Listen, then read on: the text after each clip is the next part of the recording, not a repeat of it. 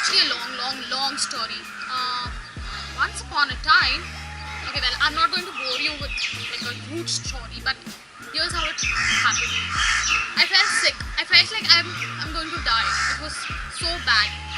For almost about a week, I was in the hospital giving my tests, talking to the doctor, and all they could tell me was, "You're stressed out. You have no problems, you have no disease, you're just terribly stressed out." And I used to wonder what made me stress out so much. I had a great job. My boss loved me. My colleagues loved me. My team members used to, look at me and they used to tell me that, you know what, we want to be like you. We want to work with you.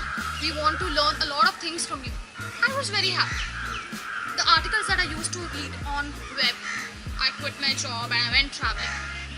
I could never understand those articles. How can a person be so dissatisfied with their jobs? I could never understand that particular concept. Because honestly, I was always happy with my job. So what went wrong? After about 10 days, the doctor figured out it was hypothyroid. Honestly, it was nothing. I was just getting fat. I was just not, being myself. I used to cry a lot. I used to, get hyper. I used to have fights with my parents, with my family, and with my husband. Oh yes. I got out of the hospital still feeling very sick. Then my doctor had a uric acid. She advised me to take a break. And my husband, who happened to be a travel blogger, he came up with this idea of a holiday which was to spend a weekend with the wild animals. And we went to Pench Wildlife Safari. That's how travel began. I have traveled a lot with my parents, with my friends, but travel for me always was an escape, or more aptly, it was a thing to have fun with. I never really thought that travel could actually, impact you in some deep way maybe.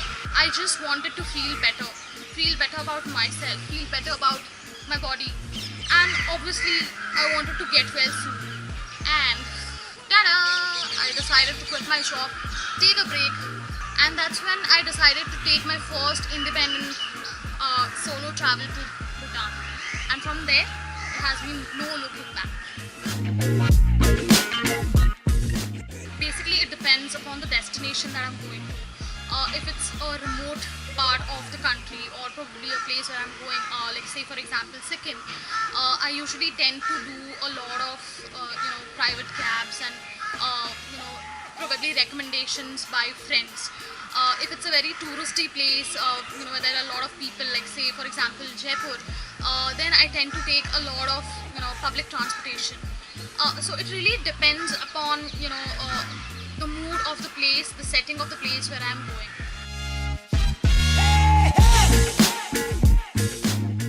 I believe through my experiences that women should and must travel. Think about it this way. If me traveling to a particular location is actually probably creating jobs for people who live in that particular city, in that particular village, how about actually investing money in going to a place, and probably that money is, giving some food, giving some economic security, giving some social security to people who actually live in that place. It would be what Dalai Lama said: once a year, go somewhere, someplace you've never been before. I think it's so apt and so true. Why you should travel? Because you want to go someplace you've never been before. You want to meet people you've never seen before. I think that's why I travel. I travel because I want to explore something new. I want to go beyond what is obvious. I want to go beyond my comfort zone and see how people live, see how the world works. Because after all, the world is your oyster. I